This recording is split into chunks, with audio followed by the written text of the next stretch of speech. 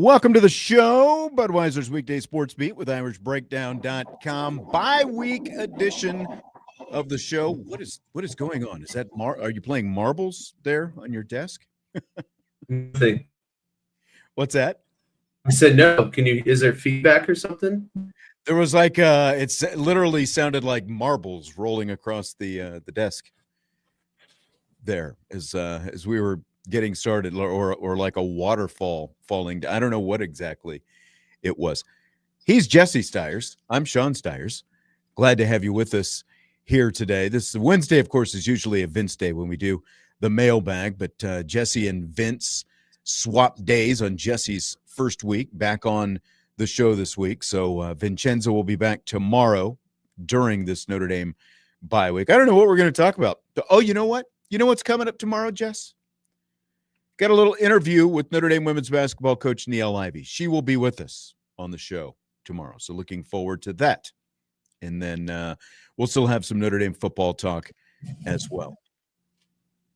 Busy season is approaching for you. Basketball is getting ready to start. Football's in the full swing of things.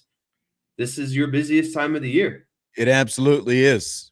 Well, this is not quite the busiest time of the year. It'll be the busiest time of the year coming up soon. Between November, December, as long as football keeps playing, and then fast forward to March when basketball is winding down and Notre Dame spring football practice is starting. Those are typically the two busiest times. No baseball like the old days when it was really chaotic, trying to balance all of those different things. It is Mailbag Day on the show, so if you'd like, you're in the YouTube chat watching the show on either the Irish Breakdown YouTube channel or the Sports Radio WSBT YouTube channel. You can submit your question for us. We have some submitted from the Irish Breakdown Champions Lunch. Before we get into Notre Dame and college football questions, though, Jesse, I have a question for you as we prepare to begin. When you're at a stoplight, I think this is very important. This is one that everyone can relate to. When you're at a stoplight, how long do you wait to honk your horn if the person at the front of the line doesn't go right away? 3 Mississippis. I'm not Mississippi's. I'm 1,001, 1,002, 1,003, but I'm the same. How long do you hold on to the horn? Is it like a short burst, or are you a hold for like 1,001, 1,002, 1,003? Where are you on that? I'm a doo-doo, like a double pump on it. You're a double pump. Yes. Okay. I think laying on the horn is where people really start to get mad at you. I save that for when people are really being stupid. Yeah. Or the one where, like if the person doesn't go right away and you just, you're like laying on the horn and you're holding on to it, that's a little bit much. That's a little bit aggressive. Right. I think. But I was 5 deep at a line coming here tonight, and that's what made me think of it. And I did the, 1,001, 1,002, 1,003, boop, and let's get going. Like there was no sign of that car going left at any point. So it's time. When we were in Chicago the last time and we went to the Cubs game, we were driving home. I don't know if I've told you this story. This got me into trouble, actually. We were going on an on-ramp on an interstate, and one-way on-ramp, and this truck comes flying behind me on the shoulder and passes me on a one-way on-ramp. Wow. And so I gave him, that's real ignorant to me. So I gave him the lay on the horn. Uh-huh. And his reaction was to stop in the middle of the on-ramp and sit there to prove a point to me. Right. So he was safe driving. He was a double jerk, is what you're saying. Double jerk. Yeah. And so at that point, I didn't honk again because I was afraid if I honked again, he was going to get out of his car and try to. And who knows what is going to happen at that point. Correct. Yeah. Correct. Now let me ask you a traffic question. Okay. That guy was obviously knee deep in road rage when. Yeah, I don't know what was going on, but he was not having a good day. Good move. Just backing off and moving on, letting him do his thing. All right. Yeah. Your question is what? So when you're driving and you approach a stoplight, most of the time you have a turn only lane and a through lane, right? Right. Do you believe it's necessary to turn your turn signal on in a turn only lane? Like, isn't it redundant at that point? It is redundant, but you should, like just to move over there, you should have your turn signal on, and then you should. Most people are so. I don't even want to get into like things that happen at intersections because We could do a whole show. there was one yesterday when I was driving here to work. Light was green, and it was one lane each direction, so there was no turn lane, but the light was green. Guy at the front is turning left. Car from the right is like coming from his right is making a right-hand turn, so basically turning in front of this guy, but the guy is turning left. But there are only cars there. There was no other oncoming traffic. So guy turning left in front of me waits until the guy who is coming from his right turns into the lane through a green light. I hope I explained that. No, it was very frustrating. It was very frustrating to sit and wait for basically guy to do nothing. So yeah. I think it should be a law you should have to do a driver's exam every 5 years. There are too many bad drivers. And I'm not saying I'm a perfect driver, but I have a lot more common sense and anticipation than most drivers out there. Oh, you think you do anyway. Maybe I fall in that category of I need to take a driving test. See, I'm with Father David here. I don't trust that people know it's a turn lane. The signal says that, and that's the thing around South Bend as well, is all the protected right-hand turns. They don't want you turning right on a red light, which I think it's like, this is the only city I've ever lived in, really visited, where I've seen the no right turn on red, and they're everywhere here in South Bend, Mishawaka. That's very Tommy wants to know how fast I was going on said drive ramp in Chicago. I was going the speed limit or above. I was not the speed limit around. You weren't hindering traffic as well. No. No, I just had a very impatient driver behind me. Yeah. All right, let's get to some football questions. Again, get your questions in the YouTube chat. If you're just bopping in right now, we've got some from the Irish Breakdown Champions Lounge as well, starting with Joe Allen's question.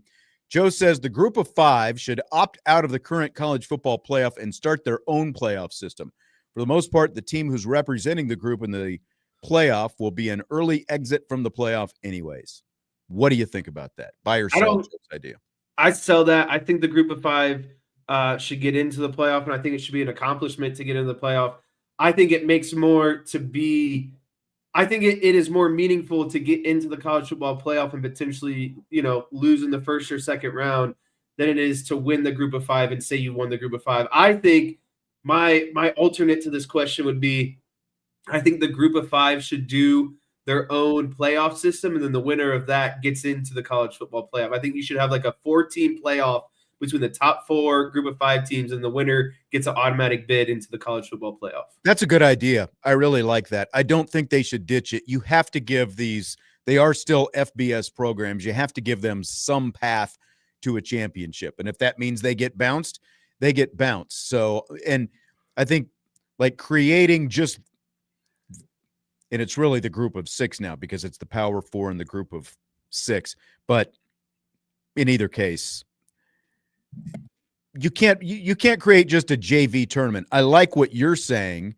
where basically that championship weekend, I think it would be more lucrative for everybody if these lower FBS conferences, the group of 6, they weren't playing their conference championship games. They just played what you said. You have a like that semifinal weekend for them. So they're playing, you're giving other group of 6 teams an opportunity. You play 2 semifinal games, and then you play the winner of the group of 6 champion gets into the playoffs. So you're essentially creating another tier, another layer to the playoffs, and giving those teams even more opportunity to get in. So yeah, I like that. I like that a lot. That's a good idea. But I don't. Also, they get their own exposure. They get their own exposure too. You get the spotlight of watching them for exactly. two There would be semis more and a interest in those games than just playing like the American championship game, the Conference USA championship game. There would be a lot more interest in essentially the group of 6 semifinals and championship. Their play-ins. I think that there would be a lot more interest in that. Going back to traffic, and we could just completely offshoot and talk about traffic issues. But Tommy Guns, who of course is a professional driver, says no one knows how to zipper merge. Everyone thinks they have a right to whatever lane they want to be in. No, this is my biggest pet peeve. This is why living in Cleveland, all traffic revolves around when you merge down to one lane. No one knows how to zipper merge one car at a time. And then you get backed up, and it's the most frustrating thing because you get through it and you're like, there was nothing. This was just you guys don't know how to merge. Right. And everyone thinks they're the most important driver on the road. They should teach the zipper merge in, like driver's ed. Like this should be a thing. They should start teaching this in schools. Like, I don't know if like, do schools still have driver's ed, or is it, like here in this area, you go to, like the driver's course or whatever. They need to teach the zipper merge so that kids learn this at a young age. And this becomes like, this is a proper society when you know how to zipper merge. Like that's the starting point, I think, the zipper merge, because it would alleviate so much of this logjam traffic when you do have road construction, and there's road construction everywhere. Like driving to your wedding a few weeks ago in Indiana and Ohio, it was just a mess. There were just so many different areas that were just. Did you guys take a better route home? We took Highway 30 coming through home. Fort Wayne. Went through Tommy's town, as a matter of fact, Massillon. Was it better for the the person that was missing an appendix at the time? It actually, we were making really good time until there was a pretty bad accident on Highway 30. We were probably 30 or 40 miles away from Fort Wayne. We had made it almost all the way across Indiana. Father David says, Mailbag Day has turned into old guys complaining about traffic day. That's exactly right. Like, don't get me started on the traffic. Are you man? Robert says, driving school, Sean, you're showing your old age. Yeah, you're right about that. He didn't actually say old, but he said showing your age. But I just added the old because you're right. I remember back in my day when we actually, like, the driver's ed teacher, I think, was one of the basketball coaches, if I remember right. Oh, good times. Good times. Chris wants to know, can you speak to the injuries to our last 2 place kickers? Hip flexor injuries are common, but there's a reason why they happen so often. Overworking the kicking leg, not properly icing, resting the leg. Any thoughts on this? What do you think, Jesse? Yeah, I would say, I can't speak to the injuries themselves. I'm not like an athletic trainer or, a sports performance guy that, trains specifically to prevent injuries and all that stuff. But I would say the most alarming or concerning thing is we've now seen this 2 years in a row. So there has to be some sort of change in the routine or the kicking program or, whatever is in place, because it's just not good. And especially when you have it in consecutive years, I think it's now presented itself as an issue. Yeah, I think, like last year with Jeter, there was the stuff at the end of the season about how his dad is a chiropractor and he came into town and, worked the knots out of his back. So that tells me it wasn't necessarily as much orthopedic as it was, like in the neuro, like the vertebrae or, whatever, like hip alignment, whatever it happened to be. He had something out of whack is what that felt like with Jeter. But to have 2 kickers in a row, it's either a bad trend or just a bad coincidence that you've happened to have 2 guys have things go wrong. We don't know that they're the exact same injury, but at the same time, it feels like some kind of overuse, like they were overdoing it to whatever extent. So I don't know that we're ever going to completely get an answer to that, but if we get in here next year and we've got a 3rd straight kicker who's got some kind of hip/back, whatever out of whack type stuff going on, then I think that at that point we can definitely say it's more than just coincidence. But whatever it is, they've got to get it figured out. Like the way the schedule sets up right now, you wouldn't expect that an extra point or a field goal, like it's going to come down to that for Notre Dame with who their competition is, especially like when you look at the pass efficiency defense ratings of the teams that they're going to play. They're all like 90 or worse the rest of the way. So you wouldn't think it's going to come into play, but you get to the playoff at the end of the year, which there's obviously still a very great expectation that Notre Dame can get there. You do expect that it's going to come down to that. And they've got to have a kicker who can make field goals that don't look like knuckleballs fluttering across the crossbar. Like you've got to get that.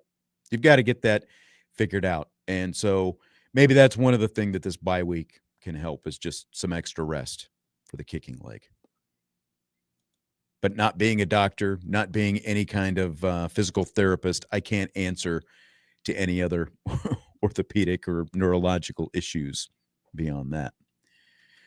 Father David says Stanford and Cal should leave the ACC and rejoin rejoin. It would have to be the Pac-12. I mean, Oregon State and Washington State. Washington State, man, they have just signed up for the we will play anybody this year. Like they have just fluttered around the country, and those two teams are going to play each other twice next month. They're going to play a home and home in football next month, Oregon State and Washington State. It's tragic that the Pac-12 imploded. You know, they're trying to get it back together. I don't know once they figure out all that stuff with the Mountain West Conference if there's a path for Stanford and Cal to be back there, but they absolutely have really no place being in the ACC. It's just too much for everybody, too much travel for everybody, especially those schools. Not hearing you. I think it makes more sense for Cal and Stanford to join once they have more numbers, once they figure out more with the Mountain West and figure out, how they can reestablish the foundation to the conference. But I believe right now it just doesn't make sense. I mean, it doesn't make sense to be in the ACC, but I think it makes more sense right now to do that than to be in a conference that has like minimal numbers. I think once you add more and have maybe 8 to 10 teams, then it would make more sense for them to rejoin. Sure. It's just a bad situation for everybody. Tyler Evans from the YouTube chat asks how many USC podcasts we watched after the Notre Dame game. Zero. But I mainly see a lot of their stuff on Twitter. I've been seeing a lot of USC stuff on Twitter after the game. Man. A lot of belly crying, a lot of excuses being made. It's kind of fun just to laugh at. It is. I love all the excuses about, we had to play in the rain. Well, guess what? It's only the second time Notre Dame's played in the rain this year as well. Like, it's not like it rains all the time in South Bend. We all know living around here, the weather's actually pretty good in, like in August and September and October. And sometimes it's actually really hot and humid around here. It's not like Notre Dame got to practice in the rain. And, I guess there was, I forgot there were two other games. The opener at Miami, of course, we had storms for that Purdue game as well. So it's actually the third. But again, it's not like teams are practicing in it. But the point with the podcast, I've definitely seen a lot more belly aching on social media from all the USC fans. I have watched zero, but to be fair, like especially after the fact, I might watch something going into just to get, like different perspective or, some insight on something. After the game's over, it's, just like a coaching staff, it's pages turned and it's on to the next one, prepare for the next opponent. Now there's a bye week, obviously, so we don't, so we've got extra time in between, but I don't spend any time watching any of that stuff after Notre Dame has played an opponent. Do you ever like jump over and watch any of that stuff? Nope. Not worth my time. Let's take a break. When we come back, we've got more Notre Dame football and other topics in the Mailbag show. We will do that. Coming up next, Budweiser's Weekday Sports Beat with IrishBreakdown.com.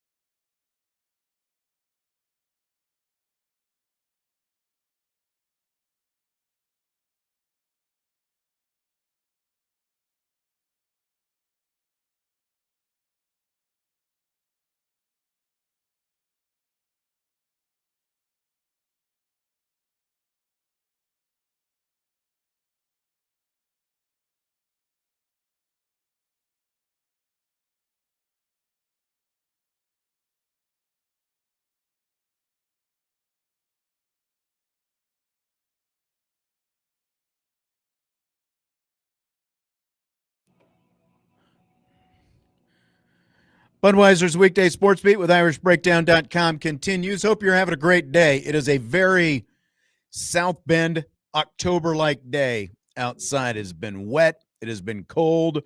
Blue-gray would be welcome today in South Bend, but it has just been cold. Rain is just the worst. And as we just heard of the weather forecast, lake effect rain. That tells you all that you need to know. If it was 10 degrees colder, we'd be getting pounded with snow right now in South Bend, but fortunately we are not. Along with Jesse Stiers, I'm Sean Stiers. Glad to have you with us on this Mailbag Day. We're answering plenty of listener questions about Notre Dame football and more. I'm going to go ahead and put Mark's up here before I forget it.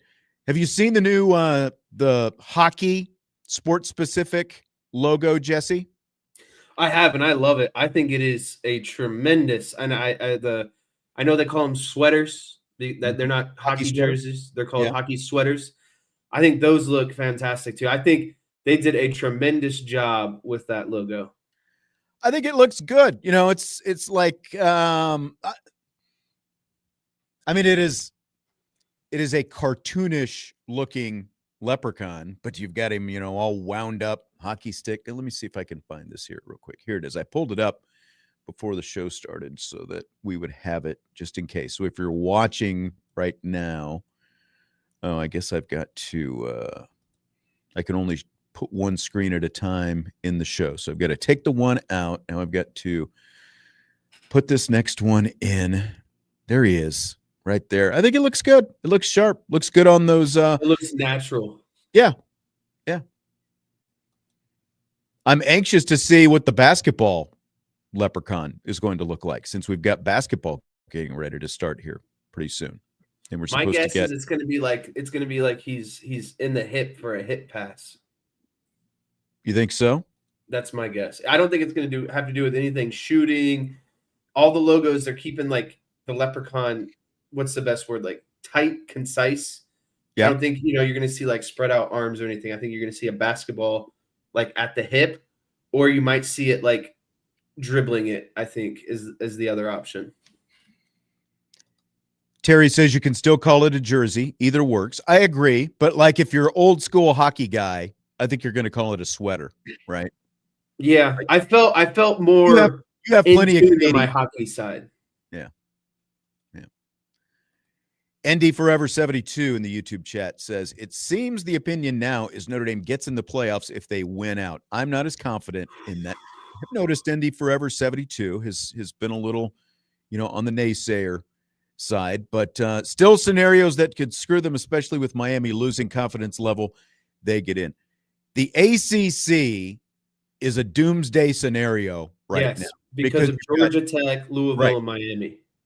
Well, not even Louisville. Virginia is unbeaten right now in conference play, and the crazy thing with Virginia, and this is where when we were talking about it a couple of weeks ago, I messed it up. They have lost to NC State, but their NC State game was considered a non-conference game. So even though they've lost to NC State, it's not a conference loss. And then you do have, as you said, Louisville in there as well because of their win over Miami. But here's the thing. Other than the head-to-head you've already got with Louisville and Miami, okay, Louisville has already lost to Virginia. So Virginia is a game up on Louisville right now. So that's why I say the real mess is with Georgia Tech, Miami, and Virginia, because Miami is the second highest ranked ACC team, because a lot of people thought they were the first or second, best team in the country till they lost to Louisville last week. Georgia Tech is unbeaten. Georgia Tech, Miami, and Virginia also unbeaten in ACC play, even though they have that, non-conference loss to NC State. But Georgia Tech, Miami, and Virginia, none of them play each other this year. So you've got a scenario where two of those teams have a really good shot to play in the conference championship game, because even if Georgia Tech ends up losing to Georgia at the end of the regular season, obviously that's a non-conference game. And it's still, even if they play close and lose, that is still a boost for them. So two of those three teams are likely, unless something crazy happens over the course of the last 6 weeks of the season, which could still happen, But when you look at their schedules, they're all pretty much built for them to have a chance to win out by the end of the season. So you've got two of those teams are probably going to play for the conference championship, and then a third team sitting on the outside looking in. And if it's Miami as the third team, the odd team out, there's a really good chance they're going to get an at-large. So worst case, worst case, the ACC is probably going to get two teams in, possibly three, if everything works out along the way. So that's a doomsday for Notre Dame, especially considering they obviously have the head-to-head loss to the Hurricanes to start the season. Yeah, so this is a really good question because I was doomsday at work today for about an hour looking into this exact question. No, I'm not. I'm serious. I am with Indy Forever 72. I don't think it's as simple as just winning out anymore. I think they need to get some help in front of them. I think there needs to be. I think what Notre Dame needs to actually count on is some of these one-loss teams in front of them need to start getting a second loss. Like Oregon needs to probably get a second loss. Ole Miss needs a second loss. Vanderbilt needs a second loss. Definitely needs a second loss. Yeah. I think that they would get ahead of BYU with one loss, but then also, you got to look behind them. Like South Florida would get in front of them if they were the Group of 5 champion, right? And so I think for Notre Dame to feel comfortable, they need to finish in like the 9 or 10 area just in case some teams behind them, like a Group of 5 champion, jumps them. I just think there's more work to be done. Obviously, Notre Dame needs to take care of business and win games, but I still think there needs to be a handful of losses in front of them. And so I'm with Indy Forever 72. I'm like 50-50 about whether or not Notre Dame is going to make the playoffs. Yeah, Ant VR says Oregon is making the playoffs, so we don't need them to lose. Well, if they get a second loss, I mean, that definitely helps. But, again, like when you look at what they've got on their schedule, I don't really see a loss coming in the regular season. It's more likely to happen in the Big Ten championship game if they get there. So that'll be, like if Oregon were, here's their schedule: Wisconsin, Iowa, Minnesota, USC, Washington. Do you see a loss there for Oregon? Probably not.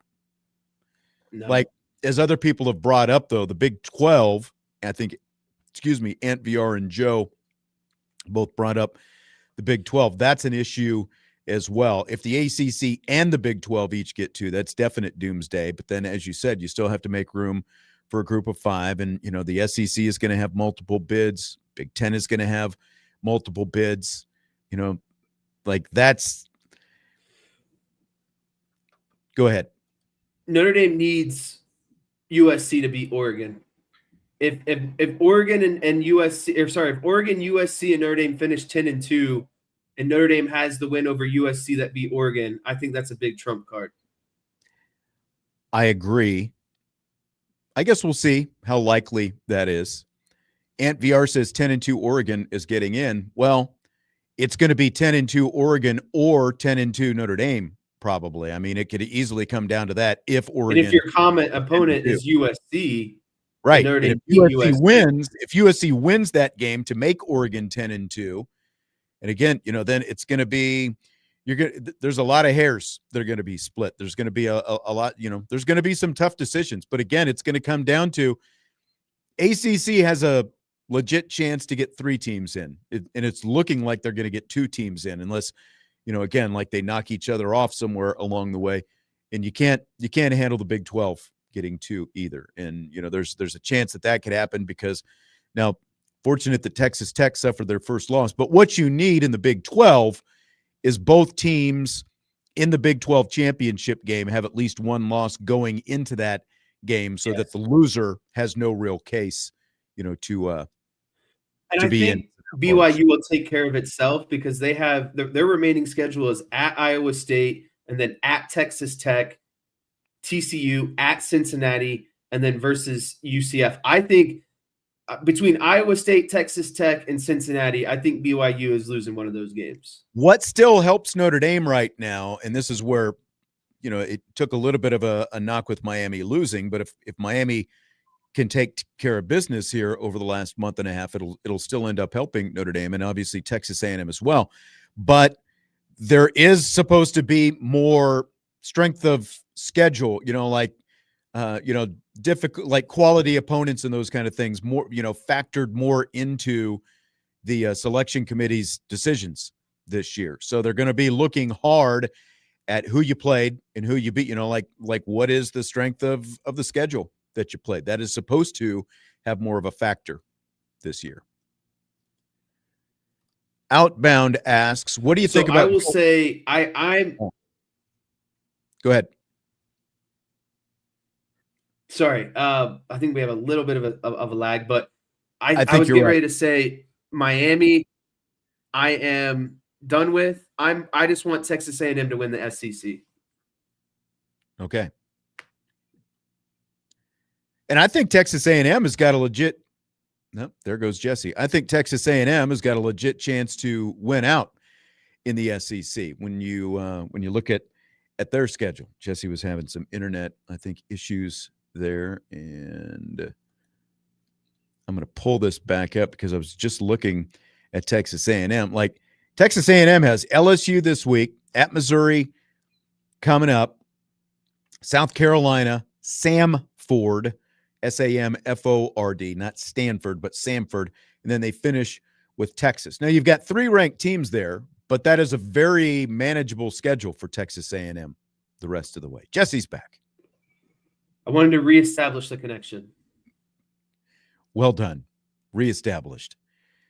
Outbound wants to know, now, did you have something to say before I read this question? You were trying to say something when your internet, I think, went a little bit wonky on you. Yeah, I was just saying I'm done with Miami, and I want Texas A&M to win out and be the SEC champ. I think we all know the SEC is the most coveted conference that is always rewarded the most by the committee. And so if you can say you lost by 1, to Texas A&M to end up undefeated SEC champ, I think that'll go a long way. But I still think, Notre Dame is the highest ranked 2-loss team. I think that there's still work to be done ahead of them. Like they're going to favor 1-loss teams over Notre Dame at 2 losses. So I think more teams need to have multiple losses. I agree. Outbound asked, what do you think about Joel Klatt's comment about Notre Dame should play the highest ranked team not playing a conference championship game on championship weekend as a playoff play-in game? I could not disagree more. There's no reason Notre Dame should have to play a game like that. This just Ohio follows State the got it. agenda of you need to play a conference championship, and it's just not true. Right. It's just not true. There were teams from the SEC as well as the Big Ten that got in last year that didn't play in conference championship games. Indiana and Ohio State, both in the Big Ten. Neither of them made the Big Ten championship game. They didn't have to play an extra game. Why should Notre Dame? Just because Notre Dame is an independent, so this argument that James Franklin was touting around last year. Same one. Okay, his team happened to make it to a conference championship game, but 2 other teams in your conference didn't make it. And ditto with the SEC. There are at-large teams across the sport. Not everyone's going to play in a conference championship game. Conference championship games are a money-making device that the conferences came up with. That is all it is. The only reason they play those games, going back 30-some years now to when the SEC began it's a money-making device. That is all it is. It is not a requirement that any of those conferences play those games. They choose to play those games. They don't have to. And Notre Dame should not have to play an extra game just because the other conferences are choosing to play those games so that they can make a little bit extra money at the end of the season. That's all they are. We'll take a timeout. When we come back, more Notre Dame and college football questions. Budweiser's Weekday Sports Beat with IrishBreakdown.com.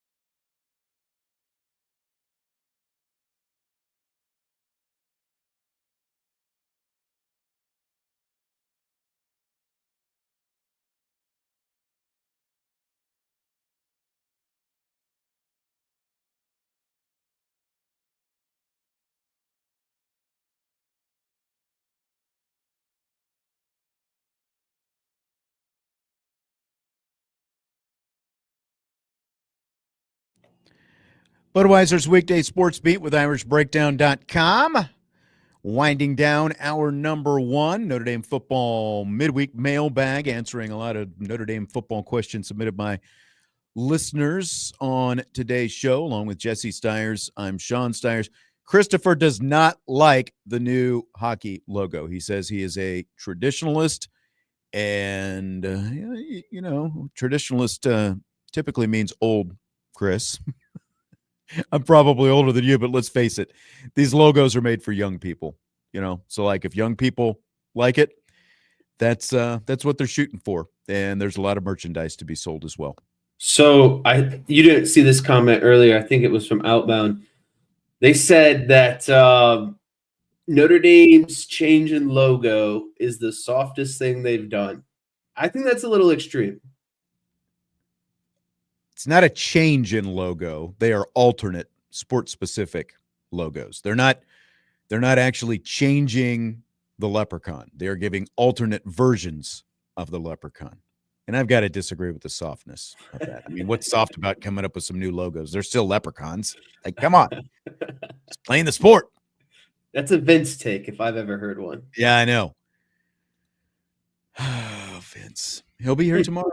Can yell at him. He had parent-teacher conferences or something tonight. Sure he did.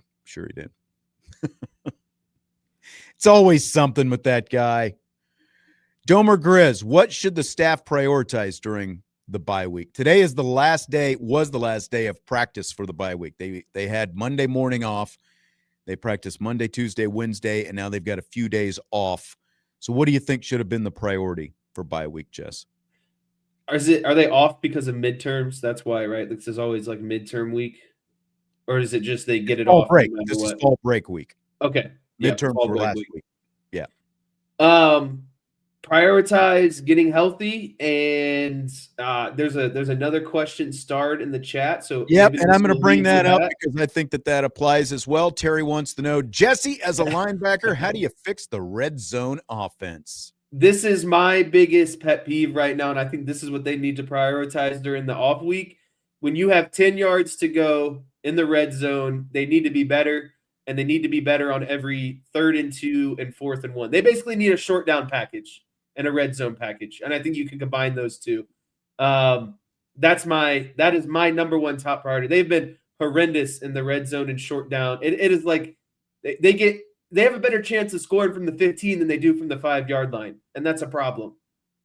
Yeah, we were joking in the press box the other day. Angelo DiCarlo and Chuck Freeby and I, were sitting, next to each other in the press box, and Angelo joked the first time they got to around the 5-yard line or something like that they should just take a holding call and move back 10 yards to give themselves more room because they're more successful when they've got more room like that.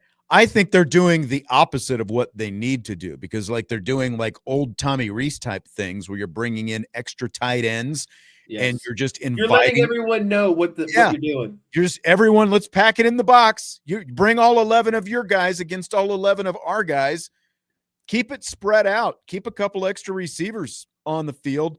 More space. Give yourself more actual options, or just bring in an extra running back and run 21 personnel in there. So you've got C.J. Carr and Jadarian Price and Jeremiah Love all in the backfield, so that you're not just focused in on one guy. You don't know who's going to take the ball in that case if you run it, if you've got 2 dynamic running backs and the quarterback in there. So you hit a lot of it. I think there's 4 things that you could consider with this question. You hit 2 of them. 2 backs, I think, is a definite solution because you're giving the linebackers and the defense more responsibility. You're asking them to be more accountable. Like when Jeremiah Love is back there and you bring it in tight, he's going to run the ball like that. You're inviting everyone to crash in the box. So I think here's Jeremiah Love and 2 tight ends or 3 tight ends. Yeah, yes. You know what's going to happen. I think bringing in 2 backs is one solution. I think spreading things out is another solution. But if you spread things out, I think you can still condense down. You get spread out, you condense down fast, you get the defense moving, and then you run a play quickly, and now the defense is on. You know what I mean? They're on their heels. I think that's another way. And I told you this over the weekend. motion hash to hash. Make their eyes move. Make them seem like they have to be more accountable than a stagnant box when you bring everything in tight. And then lastly, I don't mind the QB power.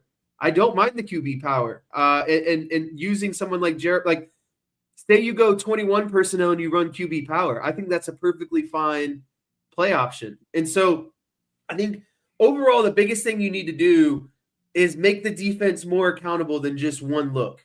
Spread things out, condense things down, start moving, start motioning, like create commotion, window dress it, and then you just run a simple QB power at the end of the day. Like that's, I think, the biggest solution. You have the mass to go big on big when teams don't know you're going big on big. Right.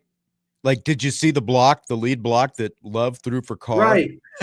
on the touchdown run? I mean, they can do that kind of stuff. And someone brought up bringing in Minchie. I don't think that's the answer. I think it's just being more creative with what you're doing than just bringing a couple extra tight ends on the ball. And again, bringing all 11 bodies from the defense into the box. I don't think that's the answer. Keep it spread out a little bit. Give yourself more actual options with what you're doing. I think that is more necessary than bringing a different quarterback onto the field. And I think nothing on the edges. Just stick to power, get north and south, get behind your guards and centers, and just bully your way in there. But again, you can't bully your way in there when you have nine defenders in the box because you're so tight. You're in these tight condensed formations. Exactly. And just overall be more creative. Like I've told you before, the most impressive guy in the NFL is Andy Reid because he never runs the same play twice in red zone. He has new red zone plays every week. I don't think it's too much to ask Mike Denbrock to literally sit down and scheme up a handful of plays every week based on what the defense is giving you. That's what he gets paid a lot of money to do. I'm going to save a couple of these mailbag questions for tomorrow's show when Vince is here, because we are going to talk about, obviously more Notre Dame football tomorrow. Neil Ivey will be our special guest on the show tomorrow, but I'm going to save a couple of those for tomorrow as well. This one was in here at the top of the show, and I didn't even we're just now getting to it. Brendan submitted not a question but a comment. He says, I think Price comes back next year and Love goes pro. Jeremiah Love is definitely going pro. I would be 10 out of 10 shocked if Jadarian Price also does not go pro. There are a lot of people who submit to this idea that Jadarian Price needs to come back for another year to prove that he can be the lead back. He doesn't need to prove anything at this point because he's shown his talent on film. NFL guys know exactly how talented Jadarian Price is. And you go to the NFL, you're going to split carries with some other back anyway. Everyone's doing a two-back system in the NFL. Jadarian Price has shown what he can do. There's no reason that he needs to come back for another year. I agree with everything you say, but I still think Price is coming back. Deep down in my gut, I don't know why, and I don't know if it can be explained, but I think Price is coming back.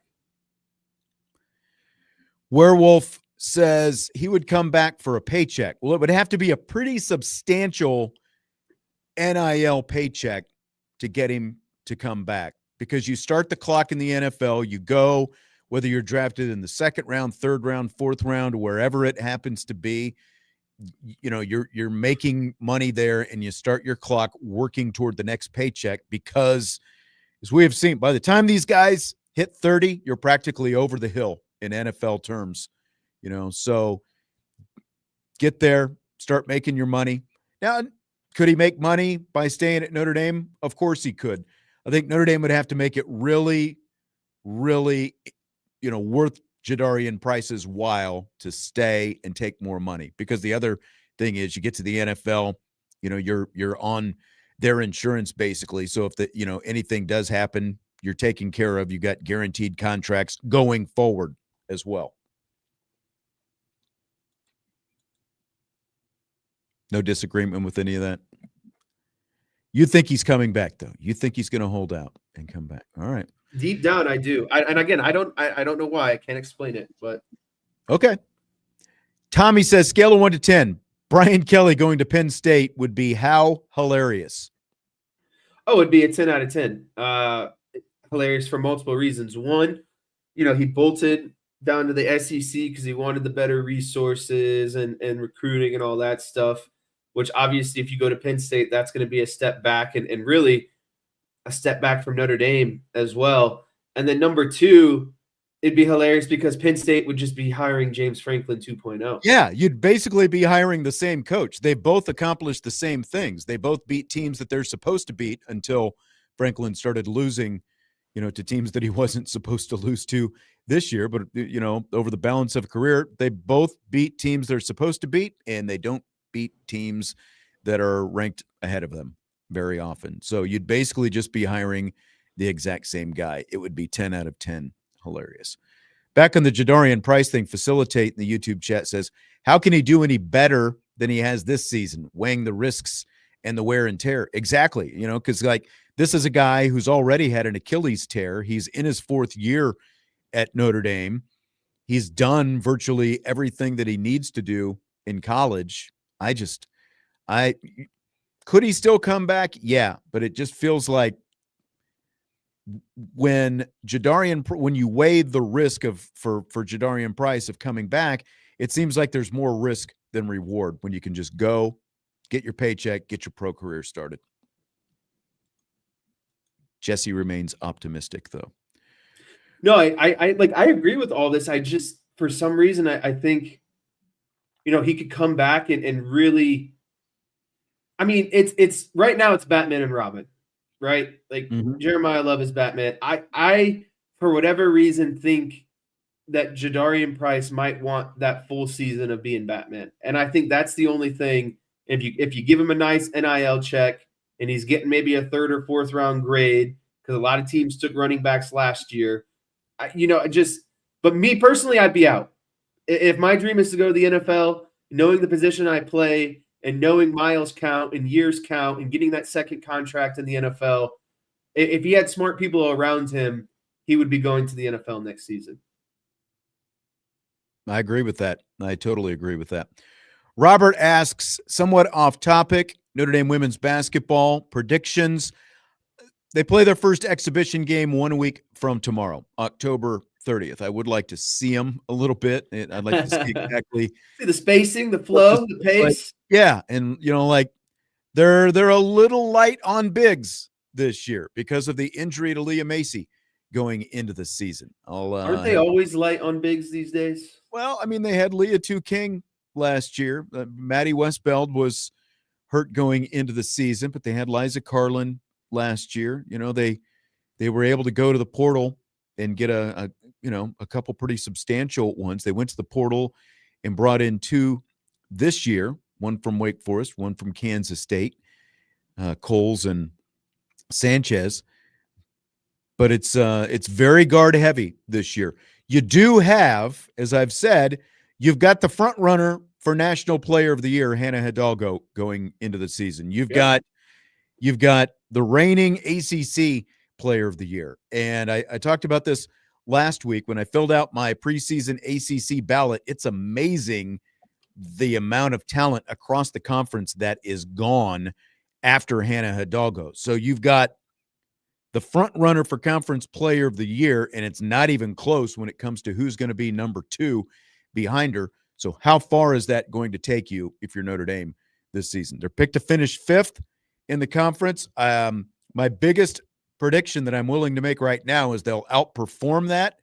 Would like to see what this looks like with all of them out there on the court in some real games before I go much farther than that. But Neil Ivey on tomorrow's show, so I'll get to talk to her about a lot of different stuff when it comes to what she thinks about her team right now. Here's my big take on the women's basketball. Okay. I think the wild card of this season and someone who can really swing a great deal of success, call me crazy, I think it's Kassan Prosper. Ooh, she's kind of my X factor as well. I think she needs to play well off of Hidalgo. Yep. Some of the video that I've seen from practices looks pretty good, but I haven't seen video. I'm just a ball knower. All right. That's the mailbag portion of the show. We'll take a time out for the top of the hour. Rapid fire coming up, hour number 2. We're going to hear from Marcus Freeman in hour number 2. He did that interview with Bussin' with the Boys podcast this week. Got a couple comments from him from that. Petros Papadakis, Southern Cal alum, ripping Lincoln Riley, ripping Jim Cohen. We'll hear some of Petros's comments in hour number 2 as well. That's all coming up in Rapid Fire, Budweiser's Weekday Sports Beat with IrishBreakdown.com.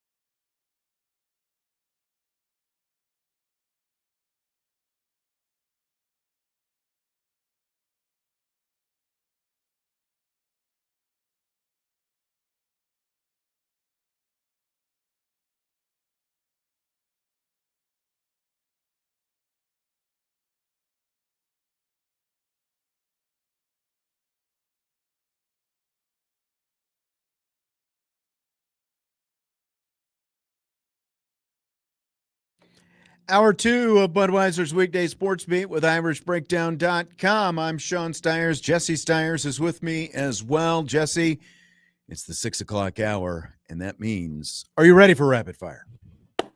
Yes, we got all kinds of topics today. We do have all kinds of topics today. Let's get to some of them as we get this thing going. So, fill in the blank. It's blank that Marcus Freeman's name has already come up this week in connection with Florida's vacancy after they fired Billy Napier over the weekend.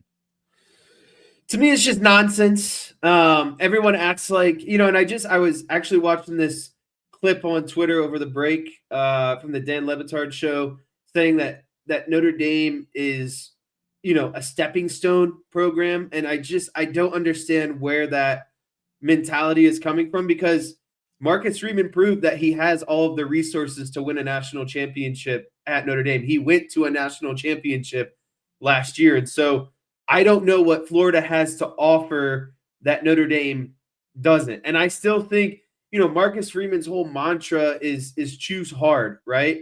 And I think that he enjoys that at Notre Dame. And Notre Dame can offer more to the style of recruit that he is interested in. Someone who's going to choose hard, someone who's going to choose the academic rigor, the athletic rigor, and then also the faith behind what it means to come to Notre Dame. So I think Marcus Freeman has nestled in to the perfect spot for him. And he said it before, he doesn't want to make the same mistake twice. I think he regrets not coming to Notre Dame the first time. And now he has steered the ship in the right. Like when he was being recruited? Okay. Yes. And I truly believe that. So it's just nonsense. And I think everyone just thinks because Florida's in the SEC that they got more money and they can recruit at a higher level. Notre Dame has top recruiting classes every year. Again, what do these programs offer that Notre Dame doesn't? Yeah, the Le Batard stuff, and I saw part of a clip of them talking about it. You have to, for one, take what Dan Le Batard says about Notre Dame with a grain of salt. He is an outspoken University of Miami alum, so there is that. And like he is from there. It is ingrained in him, that natural, Notre Dame hatred because of Miami, like he is in the 30 for 30. I believe he is in the 30 for 30, at least a couple cuts, about Catholics versus convicts and the whole thing. So again, grain of salt there. I mean, if you want to go back to Howard Schnellenberger and the fact that he left Miami and, went to Louisville and everything else, if you want to talk about stepping stones, and Brian Kelly probably left Notre Dame with the impression that it is a stepping stone, even though he spent 12 years here before moving on to LSU. Kelly packed his bags and took all his excuses with him about why, you couldn't take the next step at Notre Dame. Brian Kelly had taken Notre Dame as far as Brian Kelly could, and he felt like there was a ceiling there that could not be surpassed. All it took Marcus Freeman was 3 years to show that the only ceiling was self-imposed by Brian Kelly, and Freeman broke through that glass ceiling and took Notre Dame to another level, winning back-to-back playoff games, beating top 10 teams 3 weeks in a row. He won more games against top 10 teams in 3 weeks than Brian Kelly could in 12 years at Notre Dame. But, like the Florida thing itself, you're right. Like down there's the natural bias that they think that they're naturally, like they're superior and what they have to offer and weather and everything else compared to a place like Notre Dame. Because one report said, that Freeman was Florida's top choice. He turned him down right away. And now Lane Kiffin is at the top of the list. Kiffin is a guy who's been connected with it, since even before the opening became official. I don't think that these things are clickbait, though. I do think that Marcus Freeman is the natural choice for sure for places like Penn State in Florida. Because look, it took him 3 years to get Notre Dame to a national championship game. Again, doing what Kelly couldn't do in 12 years, competing with and beating other, teams, upper echelon teams. It's the same thing James Franklin couldn't do at Penn State, like Brian Kelly. He beat the teams he was supposed to beat, but he couldn't beat Ohio State, Michigan, and Oregon when those teams were elite. Couldn't beat Notre Dame last year either.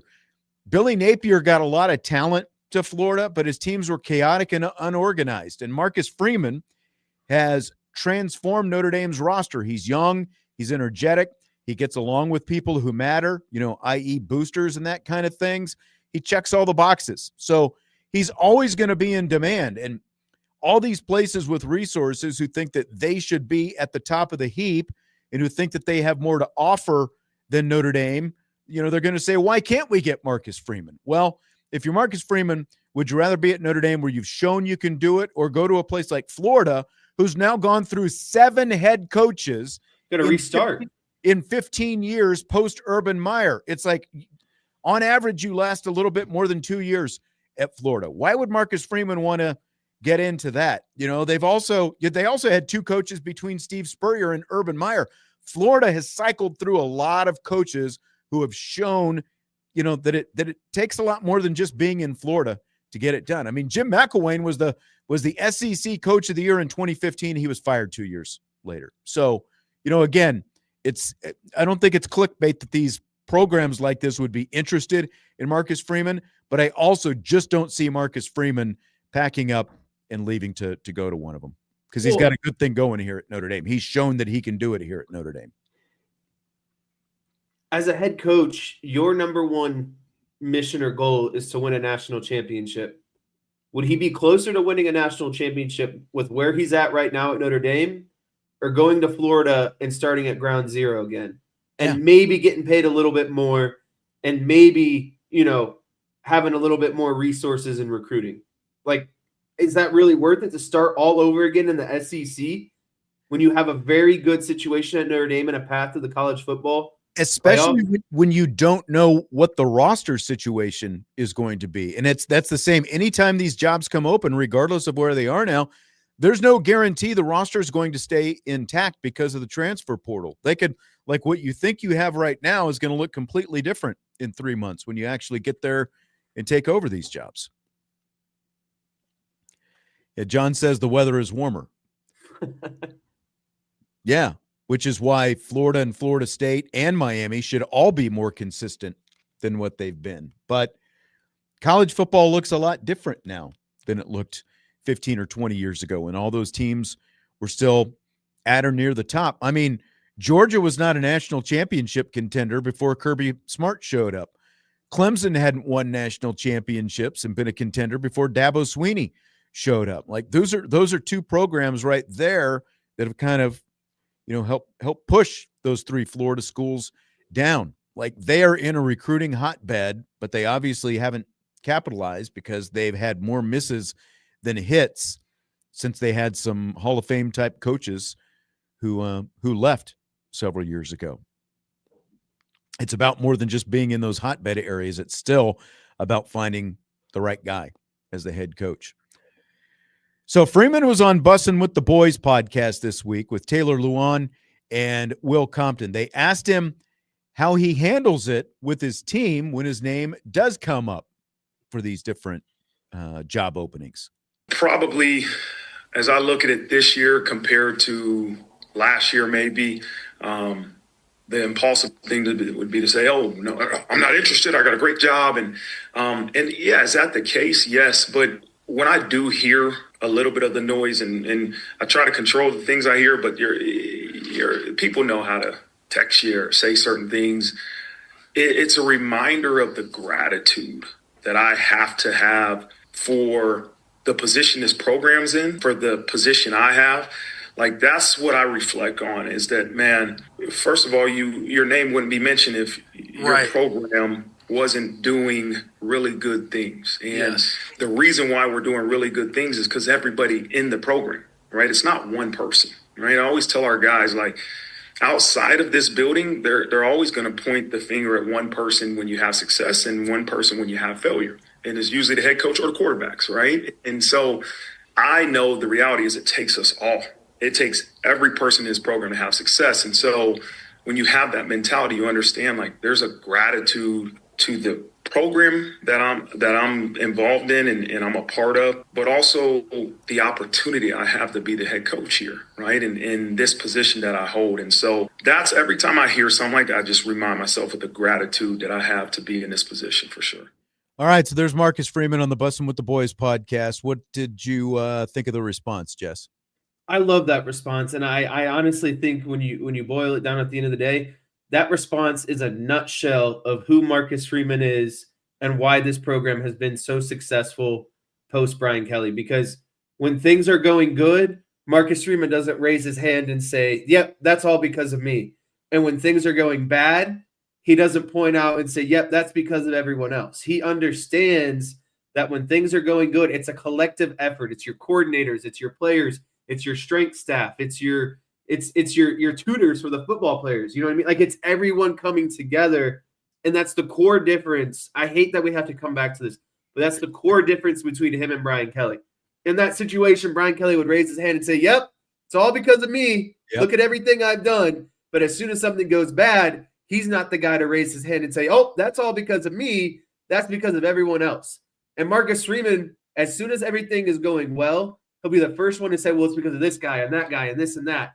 But when things go bad, he's the first one to say, "Well, I need to be better. We as a coaching staff need to be better." And again, it's just the gratitude he has for the position that he is fortunate to hold right now in this moment in his life. Yeah, that's exactly right. He knows what it took for him to get there, and he knows what it took to succeed. And he also obviously worked under Brian Kelly for a year, but it's like things are going bad, obviously, at LSU right now. And we're hearing former players and rumblings from current players of, like culture and all those different things. You don't hear about that here at Notre Dame, like under Marcus Freeman. It is just completely different. And, again, he knows, and he said this all along, that when you're succeeding, there's going to be interest. There's going to be interest in you. Like, your name is going to pop up for these different openings. He acknowledges that it's going to happen. And I think we've already seen, kind of his, just the way he's addressed that. When you hear that response right there, I think that's got to give you comfort, and you've got to feel pretty good about the fact you feel really good about, one, the fact that you've got the right guy, but two, the way, I don't think you've got to be concerned about Marcus Freeman, job hopping and using Notre Dame as a stepping stone. I think that's the last thing that you've got to worry about if you're a Notre Dame fan when you hear a response like that. Do you buy or sell Jadarian Price as the best Notre Dame return man of your lifetime, Jesse Stiers? I do buy this. I think the only person that would be in contention is George Atkinson. But what I would say about Jadarian Price is his returns happen in critical moments. His first return for a touchdown was against Wisconsin inside. They were playing inside the Bears stadium, right? That was Soldier Field. That was a kickoff return that solidified that game. That game was really close, coming down to the end. I think it was towards the end of the third quarter, maybe in the beginning of the fourth quarter, where he returned that kickoff. That is what blew that game open. What came after that was like a Wisconsin pick six, I think, maybe multiple Wisconsin pick sixes, if I'm not mistaken. And then his second return comes at home against USC 2 years ago, to really put the nail in the coffin in that game. And then again, this USC game this year was close, and he ended up, basically closing the door on that game as well. So I think that his returns come in more meaningful or impactful moments. Sorry, I had a little coughing attack there while you were doing that. Give me just a second. He is the only player in the nation with 2 100-yard kickoff return touchdowns this season. He's also the first Notre Dame player ever with multiple kick return touchdowns of 100-plus yards, just the fourth Notre Dame player since at least 1996, the year you were born, by the way, to return more than one kickoff for touchdowns in the same season. There have been 5 kickoff returns in Notre Dame history, 5 in Notre Dame history to go 100 yards for a touchdown, and Price has 2 of them this season. Like, think about that. He's also tied for second all-time in kick returns for touchdown in Notre Dame history with 3. Rocket Ismail is the record holder with 5. Tim Brown, Allen Rossum, C.J. Sanders, who I think gets forgotten in this conversation, C.J. Sanders, they're all tied for second place with Price. So, again, we're talking about your lifetime, which goes back to 1996. I have to say absolutely yes. Jadarian Price, the best Notre Dame kickoff return man in nearly 30 years for Notre Dame. I was fighting back chokes that whole time. Outband says Zippy was always exciting, even though he was a punt returner. Yeah. And I'm saying, did I specify kick return? Well, I said You return did. man. But if you factored punt returns in there, maybe you could include Zibikowski. I'd put him a close second, probably behind. But again, we're talking about Jesse's lifetime. This goes back to 1996. So I'm saying Tim Brown, Rocket Ismail, whichever order you want to put those 2 guys in. And then I would put Jadarian Price as number 3 behind them. I would probably put Zibby behind Price at what would that be? Number 4. You buy or sell that? No, I buy that. I definitely buy that. And I think Zibikowski deserves an honorable mention in this situation. Absolutely. Absolutely. Again, especially doing it as a punt returner, because the degree of difficulty is so much different there with the gunners coming down on top of you and everything else. Let's take a timeout. When we come back, we're going to hear those Petros Papadakis comments, the former USC player taking some shots at USC, Lincoln Riley, and the athletic director, Jen Cohen, as well. That's coming up next. Budweiser's Weekday Sports Beat, IrishBreakdown.com, and Rapid Fire.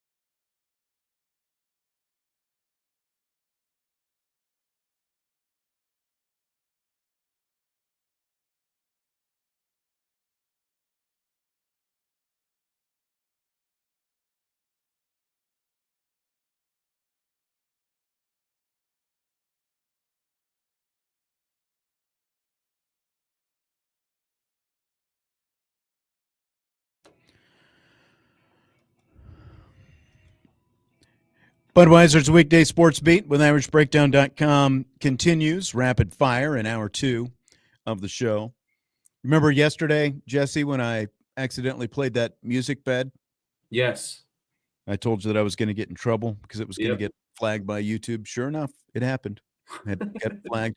It was actually a fairly simple fix. You go in and like you click this thing and it tells you, exactly where the copyright infringement came, and it asks you, do you want to basically mute that? You just hit yes, and then it takes care of it. And then once it processes it, it's back up and running again.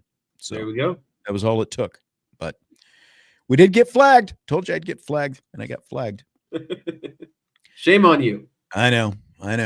Petros Papadakis, former Southern Cal football player who also works in the media as a TV analyst and on the radio in California. He has been very outspoken with his displeasure. Southern Cal potentially canceling, walking away from, however you want to phrase it, the Notre Dame USC rivalry. Here is a clip from Papadakis from one of his latest shows this week that is also made the rounds on social media.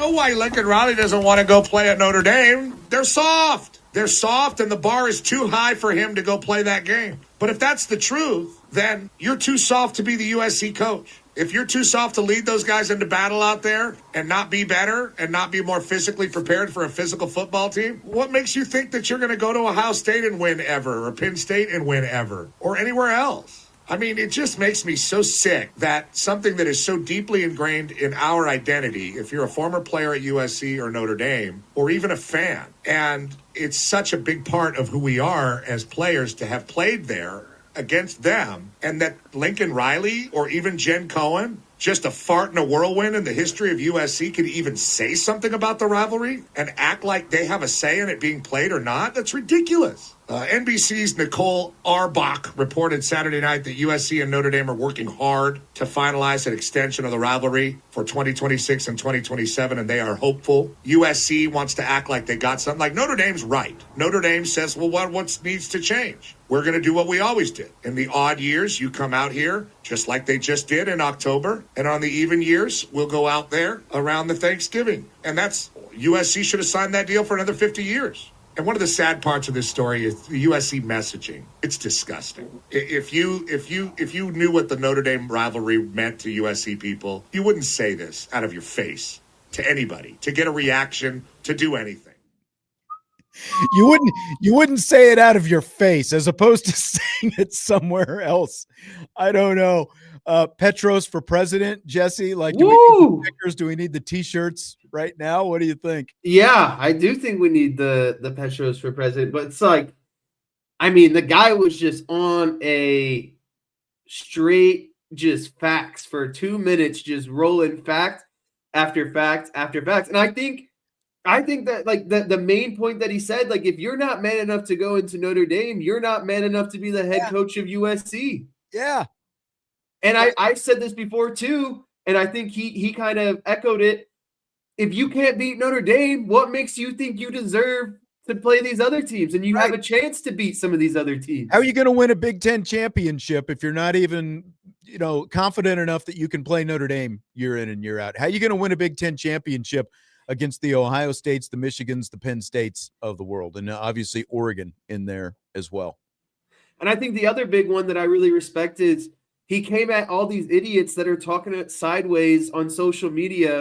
And it's like, you don't deserve, it's a slap in the face to people like him to say, what USC should and shouldn't do in this situation. And I respect him for saying, this isn't a Notre Dame issue. This is obviously an issue led by USC. Notre Dame is doing what they need to do to make sure that this rivalry goes on. USC is the one that is putting speed bumps in the road and obstacles in the road, right? And so, again, I love the fact that he is coming at his own people and saying, shut up, because you don't know what this rivalry means, actually. Right. And it's important to remember, this is a USC alum. He was a team captain for USC. He's called out Pete Carroll in the past. He's obviously calling out Lincoln Riley right now, and he is using his platform for the good of all of us in college football. So it's like this is not just some dude who's on the radio or on TV, taking crack shots at him. I do love the fart in a whirlwind comment. That by was the way. amazing. They're just a fart in the whirlwind. He is one-liner after one-liner. I know he was going at him, but it matters to him. And, like when you listen to him say what needs to change, these two programs have been doing this for decades now at this point, where USC comes to Notre Dame in October. Notre Dame goes to USC Thanksgiving weekend at the end of the year. What needs to change? Why should you change it when it's been going on forever just because you happen to be in a new conference, which you, by the way, now, Lincoln Riley is not the decision maker in this, but the athletic department and the university, they made the decision. Like, you knew that travel was going to come with it when it comes to playing in the Big Ten. But I think the best point that he made was, if you're Lincoln Riley, what makes you think you can compete with the Ohio States, right, Penn States of the world if you're not confident enough to take on Notre Dame, your oldest rival, year in and year out? What makes you think that you can compete? Let me ask you this. If we could go back before Lincoln Riley took the job and he was at Oklahoma, and Lincoln Riley could predict the future, right? He could see what is unfolding here at USC and the struggles that he's having. Do you think he takes this job? No. Given the chance again? I think he got out. I think he left Oklahoma because he thought he had a softer landing spot where it was going to be easy. Because he knew Oklahoma was headed to the SEC. Right. He didn't know that USC at that point, I think it took about a year before this stuff came up with USC leaping to the Big Ten. It took about a year into his tenure. He thought he was leaving Oklahoma, who he knew was going to the SEC, where he knew it was going to be harder to compete for national championships there. So he went to USC, where he thought he was going to have kind of like Brian Kelly, he thought he was going to have an easier time recruiting Southern California, and it would be easier for him to build that up and win Pac-12 championships every year. He didn't see a future where USC was going to jump to the Big Ten within a couple of years, of him taking that job. So no, I don't think he had any idea what was coming for him when he left for Southern Cal. And now he's trying to make his life easier again and removing Notre Dame from the schedule. Right. And the only landing spot for him now is if he could convince them to leave the Big Ten and go to the Big 12, like take USC to the Big 12, I think.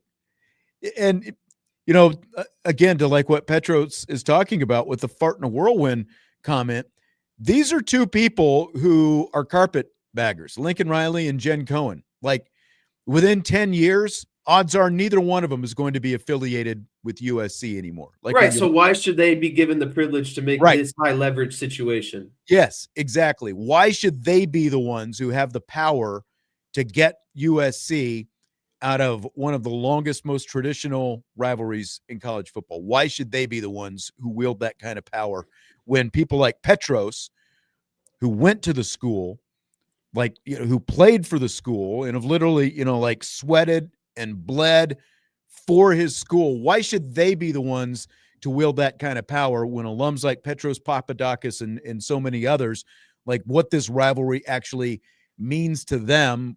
Why should their opinions be discounted over, under people like Lincoln Riley and Jen Cohen? Yeah, and to be quite honest with you, I think if you sum this up, the Notre Dame USC rivalry means more than USC being in the Big Ten or any other conference. Yeah, exactly. It should mean more, but that's not what they're making it right now. They're finding excuses. They care about money and an easier path to a playoff appearance. Right. And again, I go back to the fact that the Big Ten, remember this summer, the Big Ten was the conference with all these jabs at the SEC and these other conferences about you got to play 9 games. You got to play a 9-game schedule. So what did they do?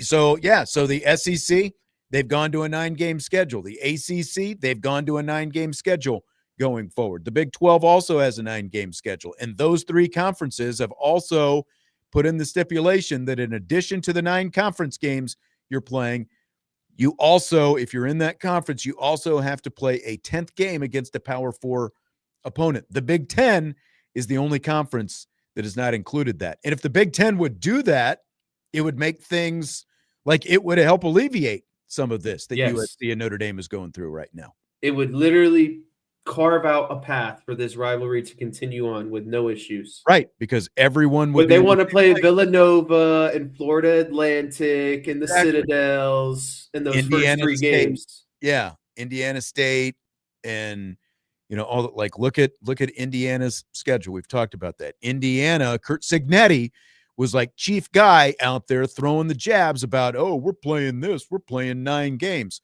Well, yeah, okay, you're playing 9 conference games, but you're playing FCS and lower level FBS non-conference opponents. You're not playing any Power 4 conference opponents. The Big 10 needs to include that going forward. They need to make that happen. We'll take a timeout. Do you want to rank your rivalries first? Yes. Let's do that. Okay. Let's get down to business. Let's rank the top college football rivalries. You brought this up yesterday. So, top of the list, Ohio State, Michigan. Can we stipulate? Yeah, I want to preface, though, that my list, I don't really want to go in order. I have a top 5, and I think you can do whatever you want with that Fair order. enough. Fair I'm enough. going to be biased and say the Notre Dame and USC one is the best. So I'm just putting that out there right now. Okay. All right. Even though, you're more emotional about it, you're closer to it. I can live with that. Notre Dame, USC. I won't go in order either. Notre Dame, USC, Ohio State, Michigan. That has to be in the top 2. Red River. Like in the top 5. Red River. Then what? Army, That's Navy. 3. So you got Army, Navy. That's 4. So some of your options, Miami, Florida State, Florida, Georgia, Alabama, Auburn. What are you going to? I'm going Alabama, Auburn. I think I have to as well. Like if you're willing to kill trees over a rivalry, like historic trees, I think that has to be in the top 5 as well. So we've got Ohio State, Michigan, Alabama, Auburn, Notre Dame, USC, Army, Navy, Texas, Oklahoma. That's our top 5 college football. What was that Florida one? Not was it Florida, Georgia? Is that what Florida, you said? Georgia? Florida, Georgia. That's a big one as well. That one came up. I was telling you I was listening to whoever this past weekend. That's the one that came up.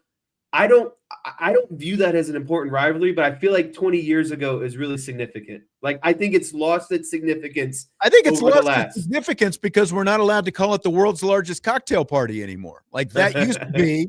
It lost that name, and we're not allowed to call it the world's largest cocktail party anymore. We just call it Florida, Georgia now. And, even though they got a country, Florida, Georgia line and all that kind of stuff, like I think it has lost its luster because we're not allowed to call it that fun name anymore. I think, it plays into it the fact that Georgia is now so good. Florida is not. So much. Yeah, like it is shifted quite a bit. We'll take a timeout. When we come back, we've got more rapid fire coming your way as we wrap things up. Budweiser's Weekday Sports Beat with IrishBreakdown.com.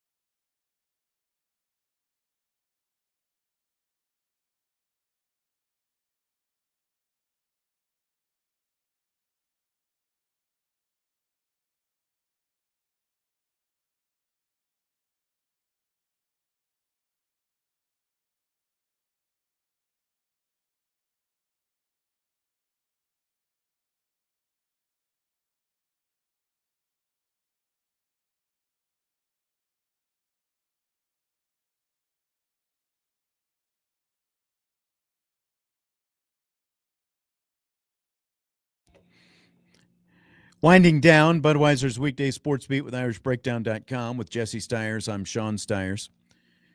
We had some YouTube issues going on there for a little bit. Our chat stopped working, and then we kind of did a little reboot. It looks like it's working again. God's thumbs in the YouTube chat says that he was trying to send a DM to me on Twitter, but he can't, and Vince never responds. I'm not surprised. Vince hates everybody. Yeah. Vince, no one is good enough for Vince's time. That's why he never responds. I'm unmuted. I hope here that. Oh man, I'm unmuted. Hang on. Now Jesse's audio appears to not be working. I don't know exactly what's going on with that. We're having all kinds of issues here tonight. He says I'm unmuted. Everything on my end is good, so I don't know what's going on with you. Can you say anything? I can. Can you hear me? Not working. Is your mute button on your thing pushed there? I don't know what to tell you. Can you unplug the headphones and see? He's going to try to come back in. All right. Good times. Good times. Well, what God's Thumbs was trying to send me is this story about an official from the SEC who has been permanently suspended, Ken Williamson, after his officiating in the Auburn-Georgia game earlier this season. There was some crazy calls that happened in that Auburn-Georgia game, and so Ken Williamson, an official in the SEC, boom, gone. Not allowed to officiate SEC games anymore. Jesse, are you there? I hope so. Still not working. Well, we've lost Jesse. Unless you want to try to get back in on your phone for these last few minutes of the show, I don't know exactly what is going on right now. Okay.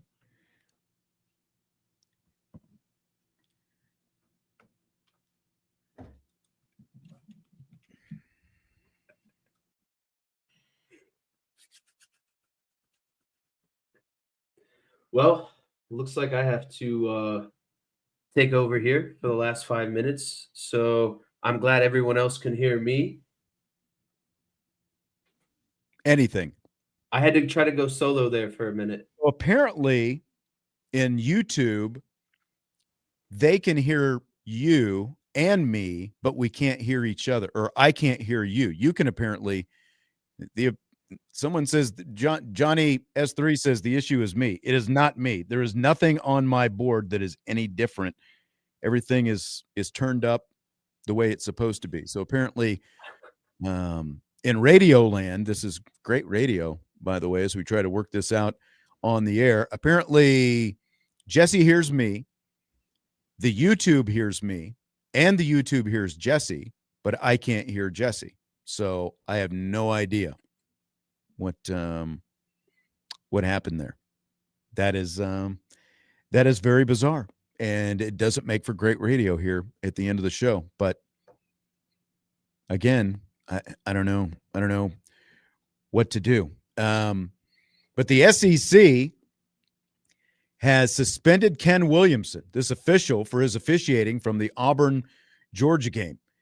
It happened a couple of weeks ago, and the controversial play of the game was in the second quarter of that game, where Auburn quarterback Jackson Arnold fumbled the ball at the 1-yard line, but it was then ruled in favor of the Georgia Bulldogs, recovering the ball and gaining possession. And there were plenty of examples during the game where, like questionable calls and things like that were going on. And then Kirby Smart, the Georgia head coach, of course, called a timeout, but then he pleaded with the officiating crew that he was only clapping his hands and not calling a timeout.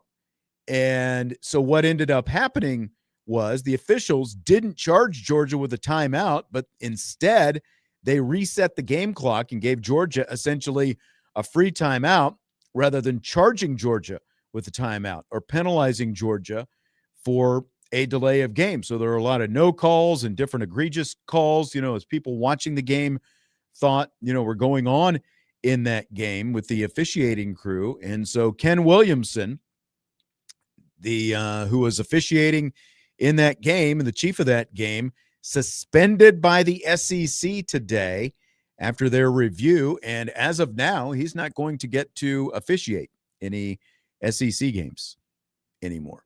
Jesse, I would let you say something about this, but only people in the YouTube version of the show could hear it, and nobody on the radio would be able to hear it, unless you want to try to say something again and see where it goes.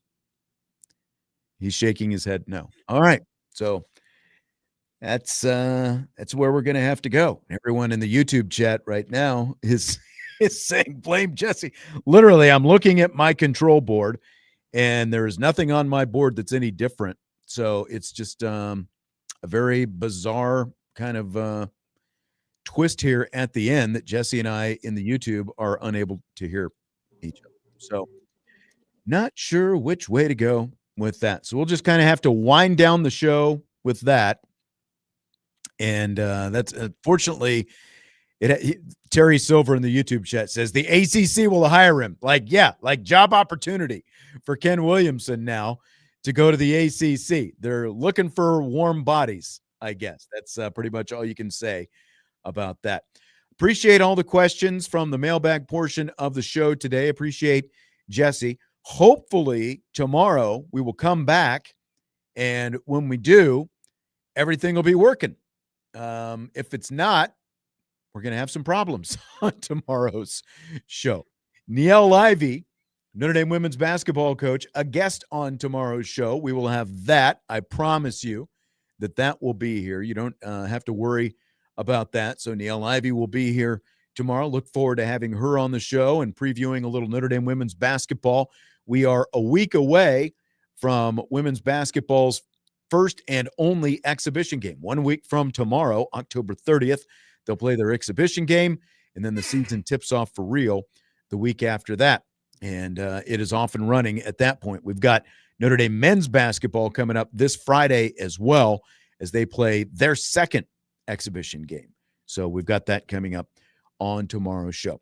Appreciate you being here. Again, appreciate the questions that we had in the mailbag portion of the show today. Vince will be back with me tomorrow. We'll talk some Notre Dame football. We'll talk to Notre Dame women's basketball coach Niele Livey, and we'll do some other stuff as well. Talk to you tomorrow. Budweiser's Weekday Sports Beat with IrishBreakdown.com. Adios, amigos.